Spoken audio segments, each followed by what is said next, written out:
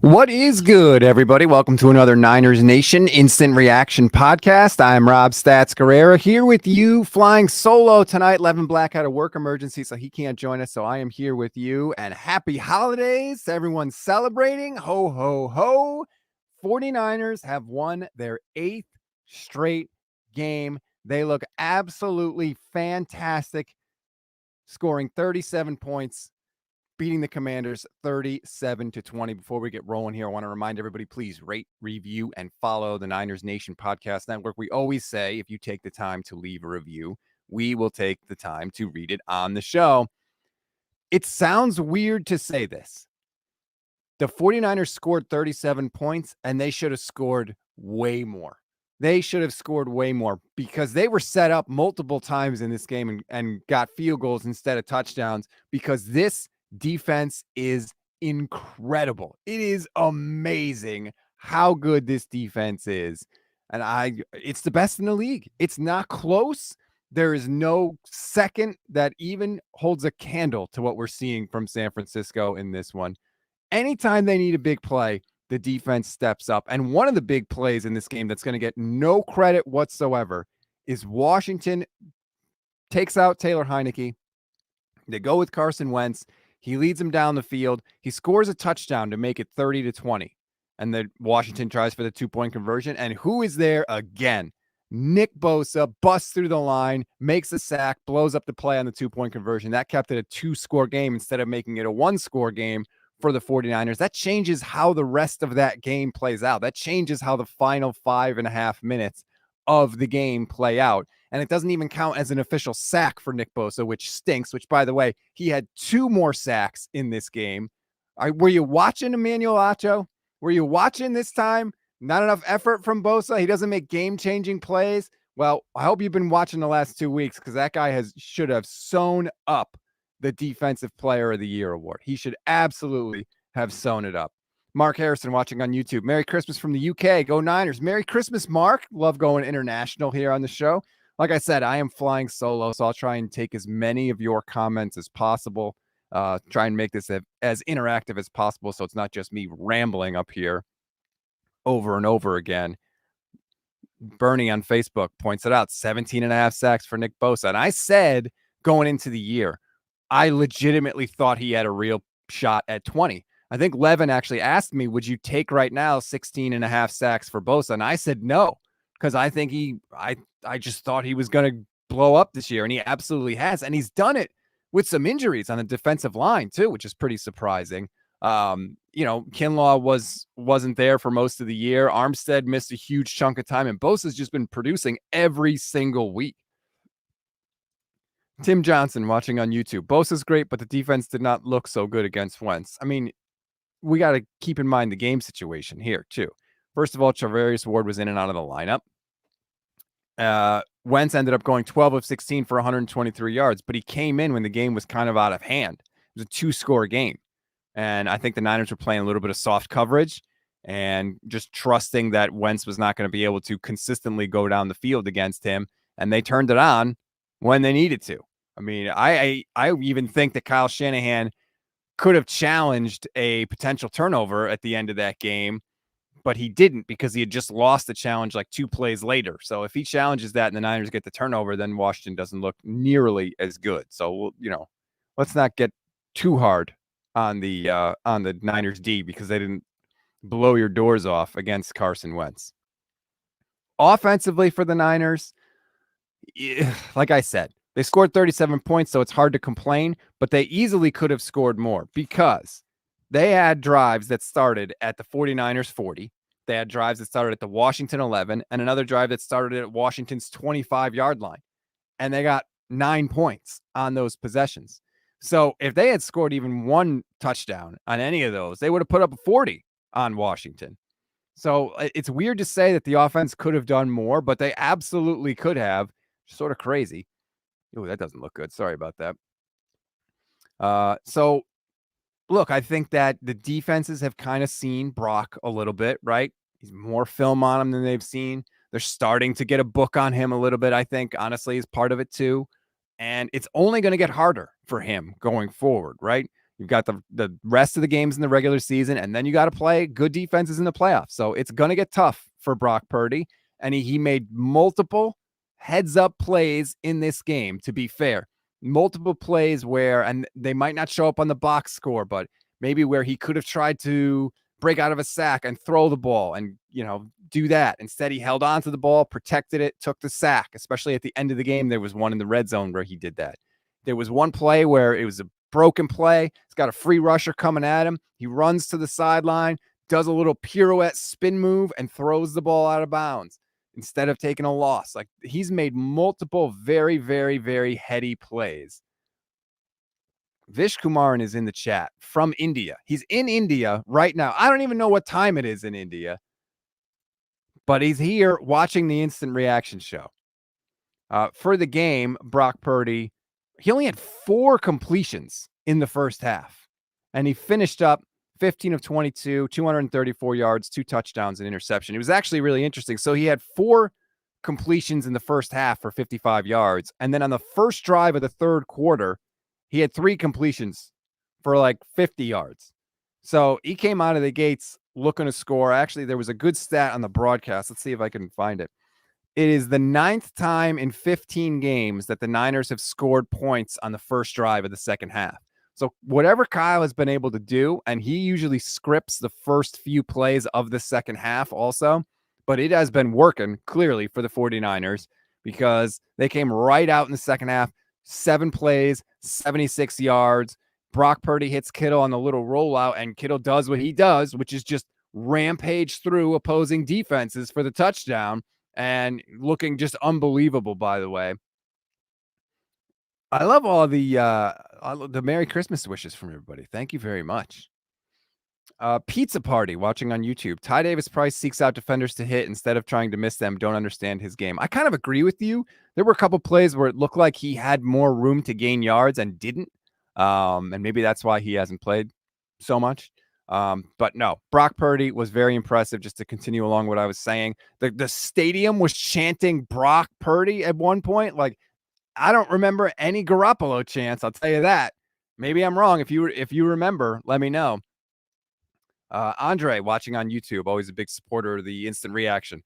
Brock's downfield throws to Kittle and Ayuk look amazing. That's something Jimmy could never really do well. He does push the ball down the field more. Absolutely. And the one thing that he does consistently, and he's done it ever since he's got in there, he doesn't miss the open guys. He doesn't miss the quote unquote Jimmy gimmies, like we used to call them. He puts it on the money every time, and it helps guys pick up yards after catch. And we saw it today with Kittle. We saw it today with Ayuk, who had a 50-yarder. He doesn't miss those plays, and Kyle's always going to be able to draw them up. Waltony 101 watching on my Twitch page at Stats on Fire. If you don't already follow me there, please do. I like to look at this Kittle guy. Seems like a decent offensive weapon. I keep saying it, right? Blocking, as good as it is still the second best thing that George Kittle does. He is a terror with the ball in his hands. It's unbelievable. Guys are just literally not interested in tackling George Kittle. It's phenomenal. They don't want to do it, and he just runs right through everybody and gets touchdowns. He is so good as a weapon. And I loved at the end of the game, 49ers are 30-20. They're once again in Washington territory. 3rd and 1, Ty Davis Price. Oh, no, I'm sorry. It was 3rd and 11, and McCaffrey picked up 8. And Kyle brings the field goal team out there, and then he runs the clock down, and he calls timeout, and then he sends the offense back out on the field, which I love, because I've been saying he should do it more and more, and credit to Kyle, he has been. And they put the ball in Brock's hands, right? Not a run, not a end around, nothing like that. They put the ball in Brock's hands. They said, get us this first down. And who does he find over the middle? George Kittle. Almost had another touchdown. Would have been his 3rd touchdown. Hits Kittle, goes to his best guy in a critical spot in the game, and guess what? Kittle rewards him for it. I loved that at the end of the game, and then they hand it to Christian McCaffrey, and he gets the touchdown at the end. I just love seeing that from Kittle, and shout out to Kittle. 8 touchdowns on the year now. That is a new career high. He had set a new career high last year with 6. Before that, it was 5. So 2 straight years, Kittle has set a career high in touchdowns. It's weird. He seems to do his best work with backup quarterbacks in the game, I don't know why when he broke the record for receiving yards by a tight end in a single season, it was the year that the Niners were shuffling quarterbacks in and out. So I don't know what the deal is there, but maybe it's just a tight end safety blanket thing for a quarterback that's not usually in. But whatever you're doing, keep doing it. It's working. What did Kittle end up with in the game? Let me check real quick. I think it was like 6 for 120 something. It was 6 for 120 and 2 touchdowns. Massive. And he's coming off a 94-yard game last week against Seattle.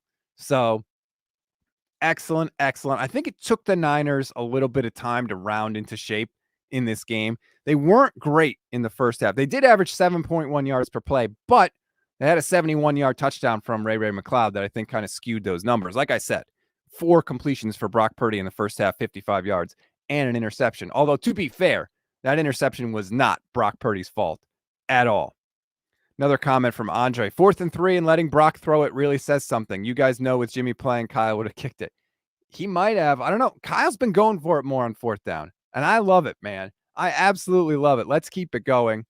Let's see. Did the Eagles just lose? Hold on. Let me look really quickly. It's 40-34. Oh, man, that would be nice for the number 1 seed. 14 seconds left. Cowboys have the ball. They're winning. Yeah, okay, so that's got to be over. So let's run through that really quickly. It's still possible for the Niners to get the number 1 seed. Here's what has to happen. The Eagles have to lose every game the rest of the way. If the Eagles, all they have to do is win one time and the Eagles lock up the number 1 seed. The Eagles have to lose. And also, and this is the thing that is just a pain in the ass the past 2 weeks, the Vikings have to lose. The Vikings have to finish with at least the same record as the 49ers. Could be worse, obviously. But if it's the same, the Niners have the tiebreaker because they'll have the better record in conference. So that would make the Niners the 2 seed or at least pass them over the Vikings. So what we really would love is the Niners to have the 1 seed, of course, because they would get the bye. But even to get the 2 seed, just be better than Minnesota, who 2 weeks ago had the biggest comeback in NFL history because the Colts can't protect a 33-point lead. And this week, they hit like a walk-off. It was like a 60-yard field goal to beat the Giants 27-24. Yeah, 61-yard field goal. Like, I don't know how they got a horseshoe just jammed up their rear ends, but man, Minnesota is riding some sort of magic carpet this season. But congrats to Dallas. The Cowboys put up 40 on Philly. I don't know if that's good or bad. Like, you had to put up 40. It was 40-34. You couldn't stop Gardner Minshew. Don't ever talk to me about that Cowboys defense again, okay? Do not talk to me about that Cowboys defense comparing it to the 49ers. It is not the same at all whatsoever. There is a scenario where Minnesota gets the number 1 seed, and that would be the worst thing for the 49ers. We don't want Minnesota to end up with the number 1 seed because that makes the Niners' road to the playoffs way, way tougher. And I don't think that will happen, but you never know, man. I mean, they're 12-3. We're 15 games into this season. I don't know how long we can keep calling the Vikings a fluke.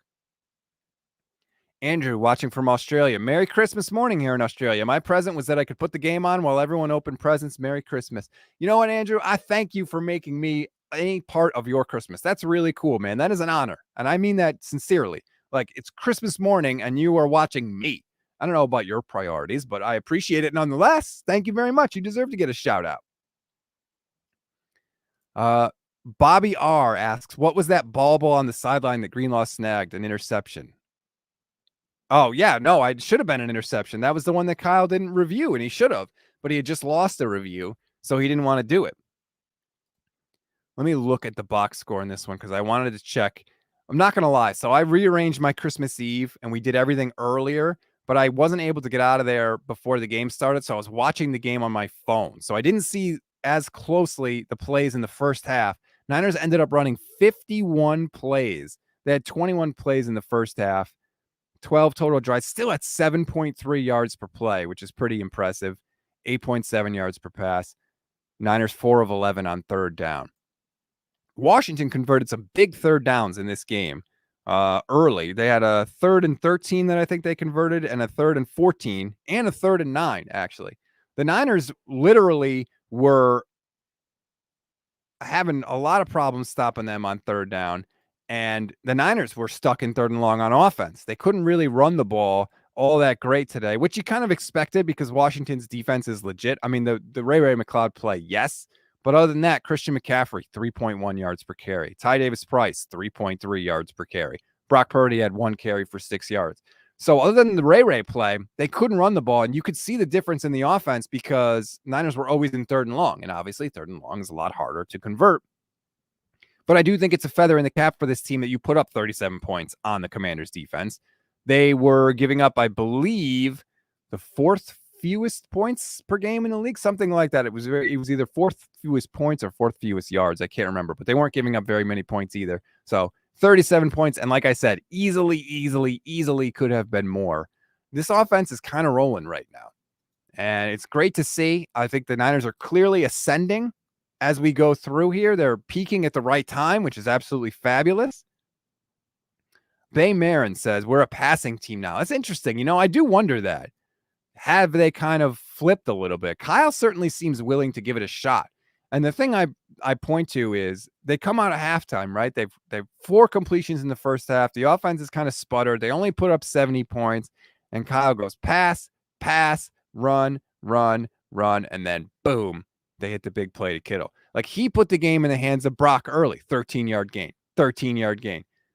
He, I think, is kind of understanding that the way this offense works, it's not run to pass. It's pass to run.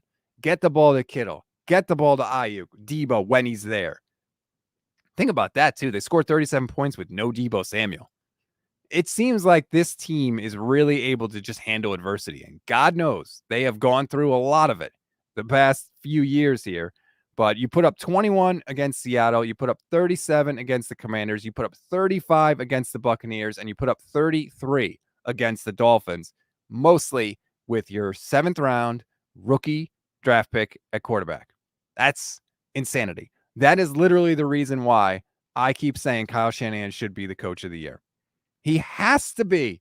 Who else would do this with they're not just squeaking by, right? I just read you the point totals. They are dominating people, especially that Dolphins game. They dominated them, and Brock didn't even know he was going to play in that game. The Buccaneers stink. They put up 35 on them, though. The Seahawks, you put up 21 in Seattle, and then you drop 37 on the Commanders. Does anybody even know who the 3rd-string quarterbacks are for some of these other teams? I don't know. Who's the 3rd-string quarterback for the Eagles? I have no idea. And credit to the Eagles because they put up 34 points today, but that's their 2nd-string guy, not their 3rd-string. Let me just take a quick drink here. Oh, let's see what we got for a super chat here. Hink Dad, thank you very much. McGlinchey deserves respect for playing hurt, but his mental mistakes are getting old. Yeah, I hate to. I don't want to get on him too much because, like, he's literally been playing with broken ribs since, like, week 8, I think it was. And he deserves a ton of credit for that because any sort of rib injury is agony.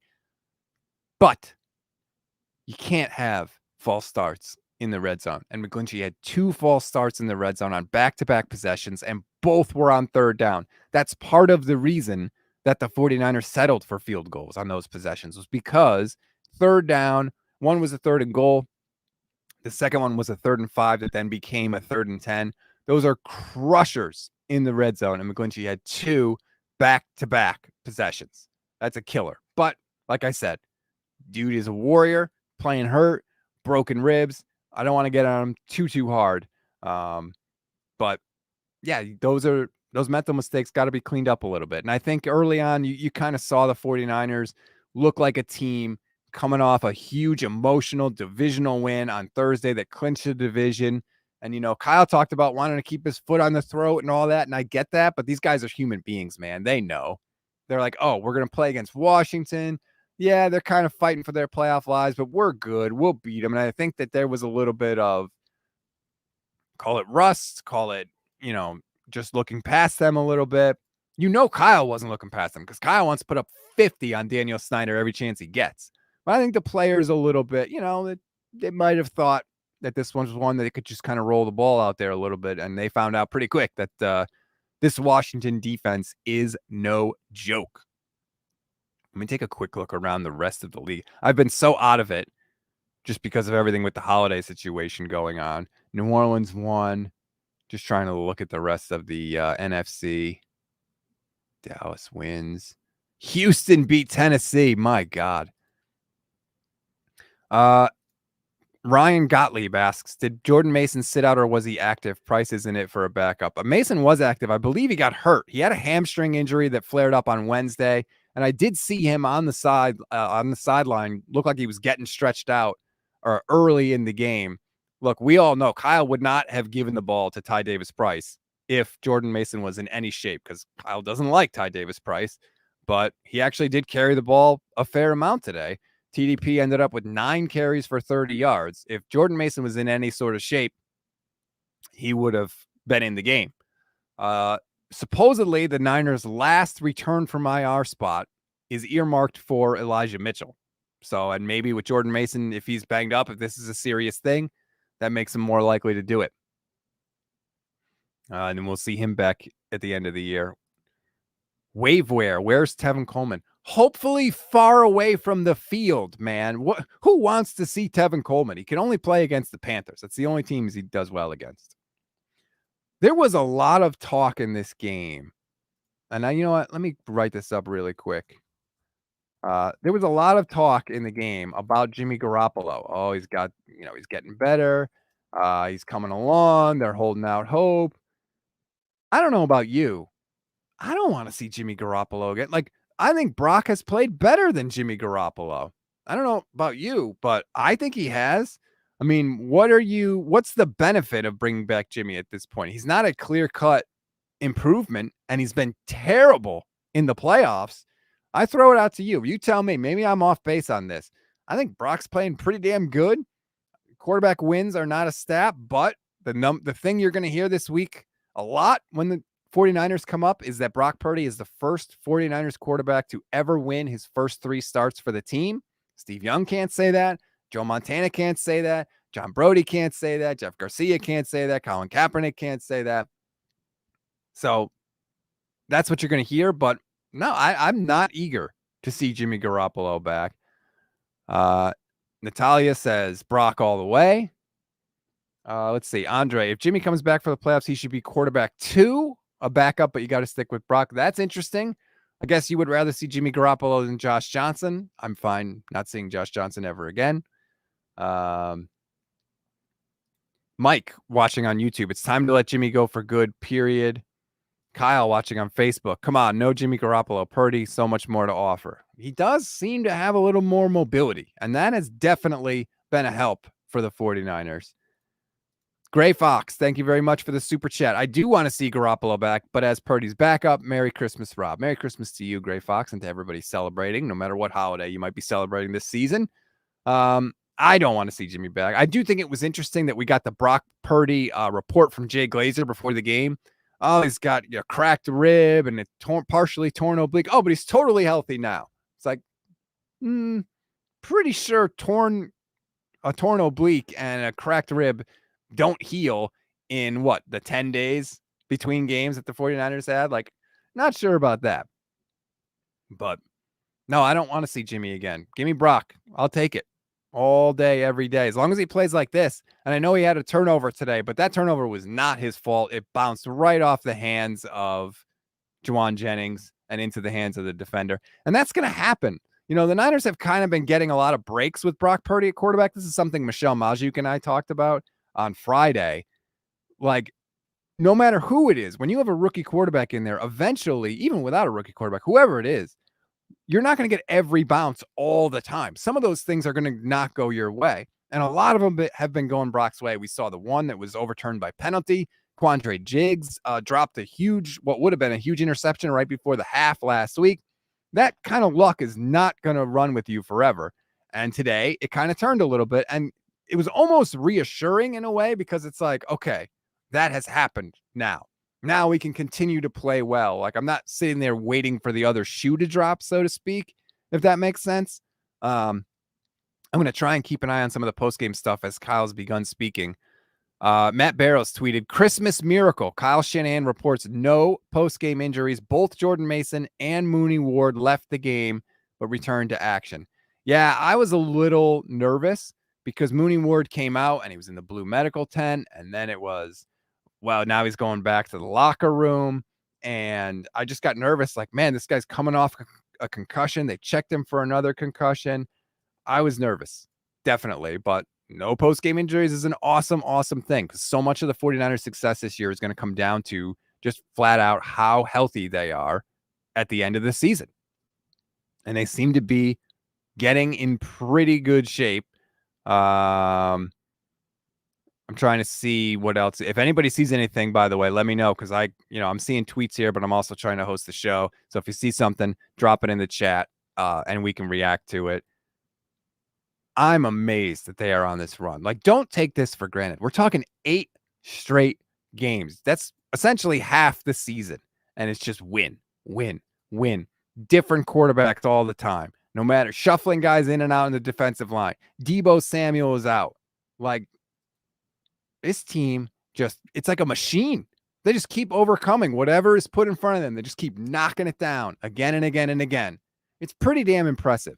And to be 11-4, if I had told you at the beginning of the year that the Niners were going to play not 1, not 2, but 3 quarterbacks, and they were going to be 11-4 and still competing for the number 1 seed with 2 games left to play, you would have thought I was nuts. Or you would have thought that Brock Purdy is the most amazing quarterback ever. All right. Connor says Brock Purdy is Tom Brady. I'm going to assume that you're kidding for effect. But damn. Brock is way better than I thought he was. I didn't think he was anything. I didn't even think he should have been on the team. The stuff I was hearing out of training camp was that he was throwing picks left, right, and center, that he was short-arming guys with the ball. It wasn't good coming out of training camp. And yet, here we are. I don't know what he did. Maybe he improved his arm strength somehow. I know his throwing coach said he added 5 miles an hour on his passes. I don't buy any of that. This is his throwing coach. He's trying to sell himself. So who knows? But Waveware says Brock believes in himself and it shows in his poise and awareness. Steve definitely has the feel much better than I thought. Yeah, I'm not really that. I don't feel that bad about taking the L on Brock Purdy. Sorry. I didn't think Brock Purdy was going to be anywhere close to this. I was dead wrong. I didn't think Aaron Banks was going to be anywhere close to this. I was dead wrong on Aaron Banks and wrong for a long time. I'm not afraid to take L's. We're all wrong on stuff, right? We all form opinions. Nobody bats 1,000. I'm happy to take the L. I've never been happier to be wrong on some of that stuff. Waltony 101. 8-0 is nice, but imagine what we could have had next season with the Christian McCaffrey picks. Again, I'm going to assume that is sarcasm. And thank you for watching on Twitch, by the way. @StatsOnFire if you want to follow me there. I'm going to assume that's sarcasm. I think that Christian McCaffrey has proved that he's worth all those picks. Like, if I told you right now you could have the picks back, would you do it? I wouldn't do it. The dude is incredible. The whole offense revolves around him. And by the way, this isn't just a 1-year rental. Like, he's going to be there for the next couple of years. So absolutely, I would not do that. Waltony 101. It was sarcasm. Yes. Still got it. Let's see this. Kaj Kabak. Sorry if I said your name wrong. Kaj Kabak. Rather see Brock spinning out of sacks to throw the ball away than Jimmy quick release or bust. Brock reminds me of Jeff Garcia. Is he dating a playmate? I don't know. I imagine Brock Purdy does not have a lot of difficulty finding a date in the Bay Area these days. I actually don't know his situation. Is he already dating somebody? Who knows? But yeah, that was a cool play. He does not panic. He does very well with like free rushers in his face too. Like he's unflappable. And that's something that I feel like you either have or you don't. Jimmy does not have it. Say what you want about Jimmy Garoppolo. He doesn't have it. Brock Purdy does. Let's see. I'm just looking. Nick Bosa said on the Niners postgame show, he isn't focused on the forthcoming Defensive Player of the Year award. Yeah, well, you might not be focused on it, but you should damn well get it. If he doesn't get it, that's highway robbery at this point. That would just be absurd. Robbie G watching on YouTube, and I swear that's not my burner. Congrats to the 49ers. I'm a Commanders fan in DC. You guys are much better than us. Well, we've been building this thing for a few years, Robbie. We should be. But I think if you're a Commanders fan, there's a lot there. I mean, your defense is legit. It is real. I know they gave up 37 points today, but your defense is legit. Just got to come down to getting the right quarterback. And hey, your team was going to trade for Jimmy Garoppolo before he announced his surgery this year. He's going to be a free agent next year. He'll be there for you if you want him. He'd be an improvement. Ronald W. Marks watching on Facebook. Purdy kind of reminds me of Doug Flutie a little bit. Yeah, and he had some passes batted down today that made me think his height might become part of an issue. But So far, it's been mostly good. Andre Guerrera, he just makes some really good throws down the field, especially for a rookie. The kid will only get better. That's not true, right? That's what we said about Jimmy Garoppolo in 2017. Did he only get better? No, he stayed exactly the same.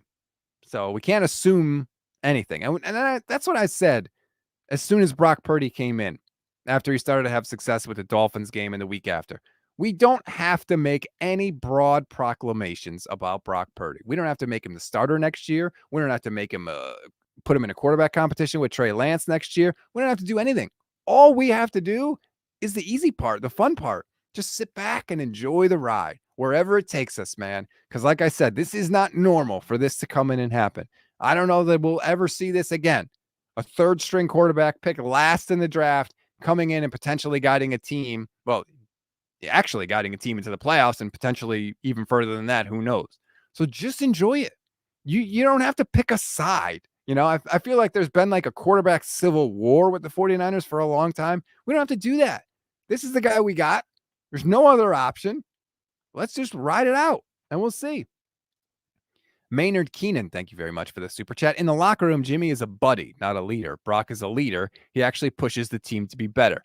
Well, it's interesting because Jimmy and Brock seem to both be incredibly well liked in the locker room. Both seem to be liked more than Trey Lance, if I had to guess. Now, obviously, I'm not in the locker room, so I don't know. But if I had to guess, I would say they seem to really have a connection with the teammates. The Niners teammates seem to praise Jimmy Garoppolo's leadership. To me, he doesn't come across as a leader. Brock does. Brock definitely comes across as a leader, which is, again, I feel like it's something you either have or you don't. But, I mean, the 49ers will swear up and down that Jimmy G is a leader. So take that for what it's worth. He's also a buddy, though. I've heard Jimmy Garoppolo described by certain people as, the quote, the ultimate bro. Like people just like being around him. That's why he's so beloved. They like Jimmy Garoppolo, the person. That's partly why you saw George Kittle with the Jimmy Garoppolo t-shirt last week that people got mad at for some weird reason. Like he likes Jimmy the dude. Okay, I'm going to butcher this name and I apologize. Sparthier? Kiwi Warrior? It's Christmas here in New Zealand and the 49ers gave us a great gift. It does feel pretty damn good to win on Christmas Eve, going into Christmas, 8 straight games, still have a chance at the 2 seed, still have a chance at the 1 seed. That's pretty nice. And the 49ers have given you a couple good moments this year, right?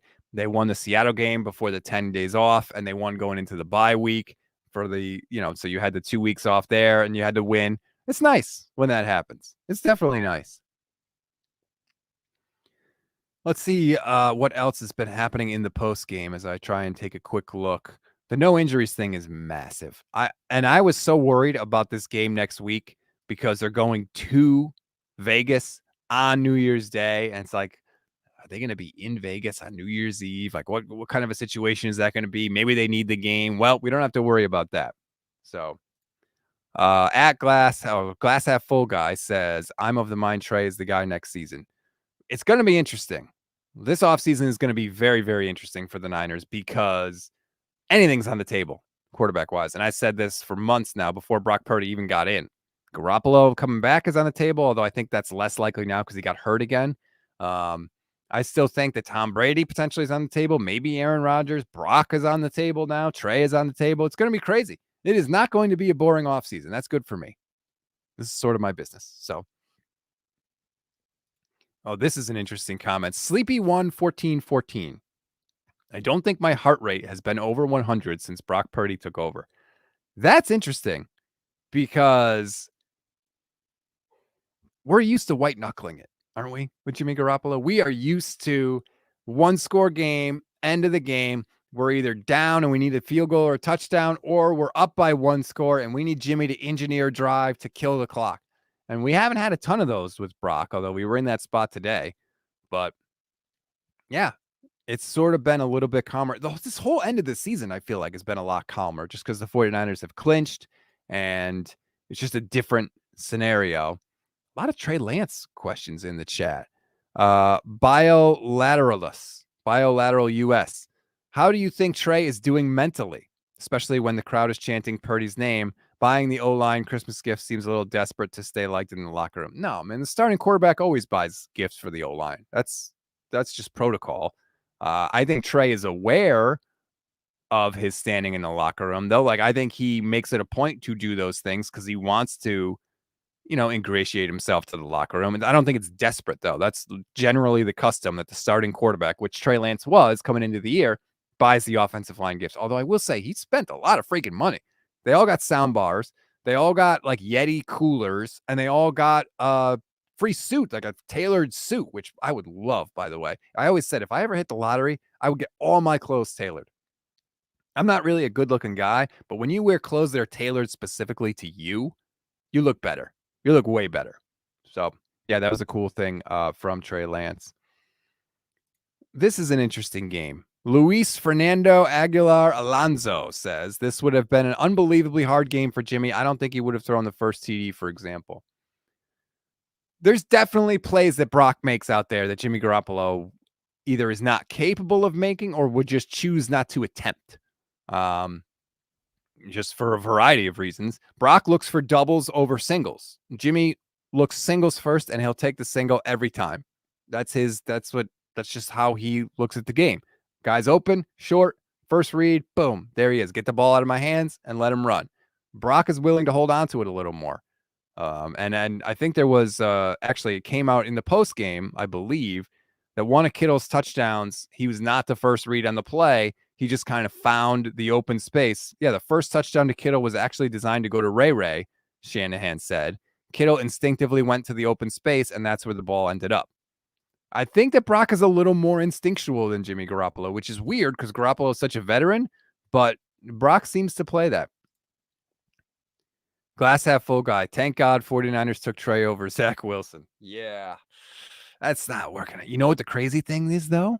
Everything I heard said that Kyle's favorite quarterback in the class was actually Zach Wilson, but he just couldn't he knew the Jets were taking him and he couldn't move up that high. I think if Zach Wilson was there, Kyle may have drafted him. Obviously, we'll never know, but let's see. Jared Hyde watching on YouTube. That long TD to Kittle in the end zone would never have been thrown by Jimmy. Probably not. So it's weird, but I think Kyle has adjusted to Brock now. And that's part of it too, right? It's going to take Kyle time. And that's what I said about Trey Lance. It's going to take Kyle time to feel it out and get to know his strengths and weaknesses and how he plays the game. I think maybe now Kyle has gotten to a point with Brock where he knows he's willing to cut it loose and take those shots down the field because he seems to be doing it a lot more now. There was a great stat that, of course, now I can't find in my notes. I apologize. I know this is great radio or podcasting, I should say, but Brock, unbelievable. 2 touchdowns in every start this year. He's chucking the ball down the field. Air yards, more than we've ever seen in this offense. Just phenomenal. It's been a revelation. He is doing more than what you want your third string quarterback to do. He is not just keeping the train on the tracks. He's part of the reason he's pushing the train down the tracks, at least partly. Now, it's not to say he doesn't have any help, but Brock's been doing the damn thing, man. Jack Thompson says a lot about how much Kyle's playbook is opening up. I don't know that the playbook is any different. The passes that Brock is making, the deeper passes down the field, the passes outside the numbers, they've always been there in Kyle's offense. How many times have we looked at the film with Jimmy Garoppolo and said, look, okay, he completed a pass, but look, this guy was open 15 yards down the field. Ayuk was open on the play. Jimmy didn't see it or didn't throw it. Brock is throwing those. That seems to be the biggest difference to me. And I hope it continues. It seems like it will. Now, defenses are going to move to take things away. There's like a progression when it comes to quarterbacks. First, it's like, all right, we don't know how to defend this guy. Let's just blitz the hell out of him and see if he can handle that, right? And then if he does that, then it's okay. He can handle the blitz. Can he decipher coverages now? Let's go to the zone coverage. Let's attack him with a lot of zone and see if he can do that. And then if you do that, then it's like, all right, by this time, we're going to have film on you. We're going to see what your tendencies are, what you like, what you don't like, and whatever you don't like, that's the thing we're going to make you do. And then on you as a quarterback, it's up to you to adjust, figure out how to become comfortable with whatever it is that the defense is making you do and beat them that way. And then once you get to that point, then you've reached a much, much higher level of quarterback play. And this is going to take much more time than this year. But just kind of overall in general, that's sort of the journey that you make. Steve Young once said playing quarterback is all about what you can't do. You can't do this, and then you do it. And then they move the goalpost and put up another wall and say, yeah, okay, you did that, but you can't do this. And then you have to overcome that again. We saw it with, we've seen it with everybody. Peyton Manning, right? Oh, you're a great regular season player, but you can't do it in the postseason. Oh, well, okay, you did it in the postseason once, but you played the Bears. They weren't really that good. It was raining. You can't do it again. Then he goes to Denver and he wins the Super Bowl again. And it's like, well, you were terrible that final year and you got carried to a Super Bowl. No matter what it is, we're always pushing the goalposts down the field. But in the meantime, Brock Purdy just keeps racking up wins. So we'll take it. I'll take it. It's a damn good way to start my Christmas weekend, I'll tell you that. That's going to do it for this edition of the show. Thanks again to everybody. Please rate, review, follow the Niners Nation Podcast Network. Smash that like button. Smash that subscribe button on the Niners Nation YouTube page. We're going to be back on Monday live, 10 a.m. Pacific time. Vish is going to be in India, so I'm going to have to find a replacement host. But we will be here on Monday breaking this game down. And we'll take all your questions, your comments. Kyle, I think we'll have spoken again too, so we'll have plenty of that to react to as well. But thank you, everybody, for your support. It has been unbelievable. We have more than doubled our downloads from last year, and we set a record last year for most downloads ever for Niners Nation. So we have smashed that this year. That is thanks to you. I am so, so grateful for that. Please, please, please keep it coming. Hope you have a great holiday, everybody. Hope the Niners got you started off right. Thanks to everybody watching overseas. I love you. Please keep doing that, and we'll talk to you next week.